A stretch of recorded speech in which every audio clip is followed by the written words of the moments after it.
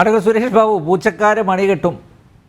ഹരിദാസ് ചോദിച്ചത് ഞാൻ ആവർത്തിക്കുകയാണ്. ഇപ്പോൾ വല്യേട്ടനോട് വിധേയത്വമൊക്കെ ആവാം, പക്ഷേ വല്യേട്ടൻ തെറ്റ് കാണിച്ചു കഴിഞ്ഞാലും അത് ചൂണ്ടിക്കാണിക്കണ്ടേ?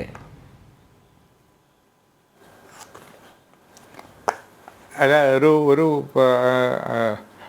ഒരു നിഗമനത്തിലെത്തിയിട്ട് അതിനെക്കുറിച്ച് നമ്മൾ പറയേണ്ടുന്ന കാര്യമുണ്ടോ? വലിയേട്ടൻ തെറ്റ് കാണിച്ചു എന്ന് പറഞ്ഞാൽ നമ്മളത് വലിയേട്ടൻ്റെ ഭാഗത്തുള്ളൊരു തെറ്റ് മാത്രമാണ് എന്ന് ഒരു തീരുമാനമെടുത്ത് അങ്ങനെ വന്നു കഴിഞ്ഞാൽ ആ വലിയേട്ടൻ തിരുത്തപ്പെടണമെന്ന് നമുക്ക് പറയാം. പക്ഷേ ഇപ്പോൾ സംഭവിച്ചിരിക്കുന്നത് ഇടതുപക്ഷ ജനാധിപത്യ മുന്നണിയുടെ ഭാഗത്ത് അത്തരമൊരു ചർച്ച നടന്നിട്ടില്ല. അത് അടുത്ത് തന്നെ ഉണ്ടാകും. മാർക്സിസ്റ്റ് കമ്മ്യൂണിസ്റ്റ് പാർട്ടി അവരുടെ താഴെത്തട്ടിലുള്ള കമ്മിറ്റികൾ, നിയോജകമണ്ഡലം കമ്മിറ്റികൾ തുടങ്ങിയിട്ട് മുകളിൽ കേന്ദ്ര കമ്മിറ്റി ഇന്ന് അവസാനിച്ചിരിക്കുകയാണ്.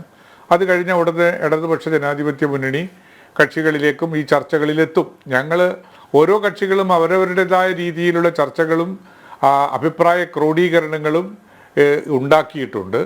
ആ ക്രോഡീകരണത്തെ മൊത്തത്തിൽ ഇരുന്ന് ചർച്ച ചെയ്ത് ആരാണ് തിരുത്തേണ്ടത്, ആരെയാണ് തിരുത്തേണ്ടത് തുടങ്ങിയിട്ടുള്ള കാര്യങ്ങൾ അന്തിമമായൊരു തീരുമാനമെടുക്കും. ഇപ്പോൾ റിസൾട്ട് വന്നിട്ട് ഇപ്പോൾ ഒരു മാസം പോലും തികയുന്നില്ലല്ലോ. നമുക്കതിനെക്കുറിച്ച് ആലോചിച്ച് ചെയ്യാനുള്ള സമയമുണ്ട് എന്ന് തന്നെയാണ് എൻ്റെ പക്ഷം. പക്ഷേ ഇടതുപക്ഷ ജനാധിപത്യ മുന്നണിയുടെയും മാർക്സിസ്റ്റ് പാർട്ടിയുടെയും രാഷ്ട്രീയമായ അന്ത്യം കാണണമെന്ന് ആഗ്രഹിക്കുന്ന ആളുകളാണ് ഇപ്പോൾ ആ പാർട്ടിക്ക് വന്നിരിക്കുന്ന അപച്യുതിയെക്കുറിച്ച് വളരെ വിശാലമായും വാചാലമായും സംസാരിക്കുന്നത്.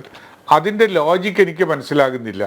അത് കൂടുതൽ ആക്കം കൂട്ടാനാണോ, അല്ലെ അവരെ കൊണ്ട് തിരുത്തിപ്പിച്ച് നാട് നന്നാക്കാനാണോ എന്നൊന്നും എനിക്ക് മനസ്സിലായിട്ടില്ല. ഞാൻ അതിലേക്ക് കടക്കാനും ആഗ്രഹിക്കുന്നില്ല. ഈ കാര്യത്തിൽ ഒരു കാര്യം വസ്തുതാപരമായി ശരിയാണ്. ജനങ്ങൾ ഇടതുപക്ഷ ജനാധിപത്യ മുന്നണി സ്ഥാനാർത്ഥികളെ തിരസ്കരിച്ചിട്ടുണ്ട്. ആ തിരസ്കരണത്തിൻ്റെ ഭാഗമായിട്ടാണ് കഷ്ടിച്ച് ഒരു രക്ഷപ്പെടൽ ആലത്തൂരിൽ വെച്ച് നടന്നു തൊഴിച്ചാൽ ബാക്കി സംസ്ഥാനത്തിൻ്റെ വിവിധ പ്രദേശങ്ങളിൽ തോൽവിയാണ് ഉണ്ടായിട്ടുള്ളത്. വളരെ ചുരുക്കം നിയോജക മണ്ഡലങ്ങളിൽ മാത്രമേ 1,00,000-ൽ താഴെ വോട്ടിന് ഇടതുപക്ഷ ജനാധിപത്യ മുന്നണി തോറ്റിട്ടുള്ളൂ. ബാക്കിയൊക്കെ തോറ്റിരിക്കുന്നത് ലക്ഷത്തിൻ്റെയും മേലെയുള്ള വോട്ടുകൾക്കാണ്. അപ്പോഴത് ഒരു പരിശോധനയ്ക്ക് വിധേയമാക്കേണ്ടുന്ന വസ്തുത തന്നെയാണ്. പെട്ടെന്ന് തന്നെ കയറി 21 തിരഞ്ഞെടുപ്പിൽ 91-ൽ നിന്നും 99 പുകഴ്ത്തപ്പെട്ട ആളാണ് അത് നമ്മൾ കണ്ടത്. അപ്പോൾ ഇപ്പോൾ പെട്ടെന്ന് തന്നെ അതിന് പിണറായി വിജയൻ മാത്രമാണ് കാരണക്കാരൻ എന്ന് പറയുന്നതിനോട് പെട്ടെന്ന് അങ്ങോട്ട് യോജിക്കാൻ കഴിയില്ല. പക്ഷേ കേരളത്തിൻ്റെ രാഷ്ട്രീയ രംഗത്ത് നമ്മൾ ഇന്നലെ വരെയുള്ള ദിവസങ്ങളിൽ കഴിഞ്ഞ 6-7 കൊല്ലമായി കണ്ടുകൊണ്ടിരിക്കുന്ന വസ്തുത, അന്തിമമായ ഒരു തീരുമാനം വ്യക്തിഗതമായി ഉണ്ടാകുന്ന ഒരു രാഷ്ട്രീയ സംജ്ഞയിലേക്കാണ് കേരളം രാഷ്ട്രീയമായി നീങ്ങിയിട്ടുള്ളത്. ഒരിക്കലും അഭിലഷണീയമല്ലാത്ത CPM-നെ സംബന്ധിച്ചിടത്തോളം വ്യക്തിഗതമായ തീരുമാനമായി മാറുന്നത് അഭിലഷണീയമായ ഒരു സംജ്ഞയല്ലാത്തത് കൊണ്ട് ആ കാര്യത്തിൽ ഒരു തീരുമാനം ഉണ്ടാകണം. അതൊരു കൂട്ടായ തീരുമാനമാകും. ആ കൂട്ടായ തീരുമാനം വരുമ്പോൾ സ്വാഭാവികമായും എതിർക്കപ്പെടാനും എതിർപ്പ് കേൾക്കാനും എതിർ ശബ്ദങ്ങൾക്ക് വഴങ്ങാനും ഒക്കെയുള്ള തീരുമാനങ്ങൾ ഓരോ പാർട്ടിയിലും ഉണ്ടാകും എന്നതാണ് ഞാൻ പ്രതീക്ഷിക്കുന്നത്. അങ്ങനെയുള്ളൊരു പ്രതീക്ഷയുണ്ടെങ്കിൽ കേരളത്തിൽ ഒരു തിരിച്ചുവരവിന് സാധ്യതയുണ്ട്. അതല്ലാത്ത പക്ഷമാണെങ്കിൽ തിരിച്ചുവരവിനുള്ള സാധ്യതയും മങ്ങിപ്പോകും. എൻ്റെ മുമ്പിലുള്ളത് ഈ തിരിച്ചുവരവ് പാർട്ടിയുടെ തിരിച്ചുവരവ് മാത്രമല്ല, അല്ലെ മുന്നണിയുടെ തിരിച്ചുവരവ് മാത്രമല്ല, അനഭിലഷണീയമായ പ്രവണതകൾ രാഷ്ട്രീയത്തിൽ നിന്ന്, പ്രത്യേകിച്ച് കേരളത്തിൻ്റെ രാഷ്ട്രീയത്തിൽ നിന്ന് തുടച്ചു മാറ്റപ്പെടണം. അതാണ് അടിയന്തരമായ ആവശ്യമുള്ളത്.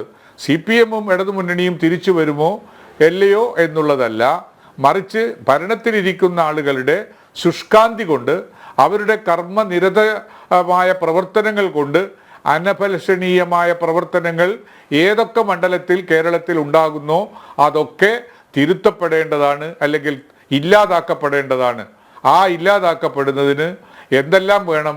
വിദ്യാർത്ഥി രംഗത്തെ ജനാധിപത്യവൽക്കരണം വേണം, ഔദ്യോഗിക തലത്തിലെ ജനാധിപത്യവൽക്കരണം വേണം, അത് കഴിഞ്ഞ് മുകളിലോട്ടുള്ള രംഗങ്ങളിൽ ജനാധിപത്യവൽക്കരണം വേണം. ജനങ്ങൾക്ക് തങ്ങളുടേതാണ് ഭരണകൂടം എന്ന തോന്നത്തക്ക വിധത്തിൽ ഉള്ള പ്രവർത്തനങ്ങൾ കാഴ്ചവെക്കാൻ ഒരു ഭരണകൂടത്തിന് കഴിയണം. അത് കേരളത്തിലും കേന്ദ്രത്തിലും എല്ലാം ഒരുപോലെ ബാധകമായ ഒരു കാര്യമാണ് ഞാനിവിടെ സൂചിപ്പിച്ചിട്ടുള്ളത്. ഇവിടെ തിരുത്തേണ്ടത് ആരെ? തിരുത്തേണ്ടത് ഒരു രാഷ്ട്രീയ സംജ്ഞയെയാണ്.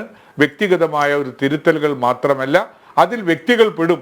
സ്വാഭാവികമായും ജനാധിപത്യ പ്രസ്ഥാനത്തിൻ്റെ രാഷ്ട്രീയ തീരുമാനങ്ങൾ വ്യക്തികളിലൂടെയാണ് ജനങ്ങൾ അറിയുന്നത്, വ്യക്തികളിലൂടെയാണ് അത് ജനങ്ങളിലേക്ക് ട്രാൻസ്ലേറ്റ് ചെയ്യപ്പെടുന്നത്. അപ്പോൾ സ്വാഭാവികമായും വ്യക്തിഗതമായ ചില കാര്യങ്ങൾ അതിനകത്ത് പൊന്തി വന്നേക്കാം. പക്ഷെ തിരുത്തേണ്ടത് രാഷ്ട്രീയമായിട്ട് തന്നെയാണ് എന്നാണ് ഞാൻ വിവക്ഷിക്കുന്നത്.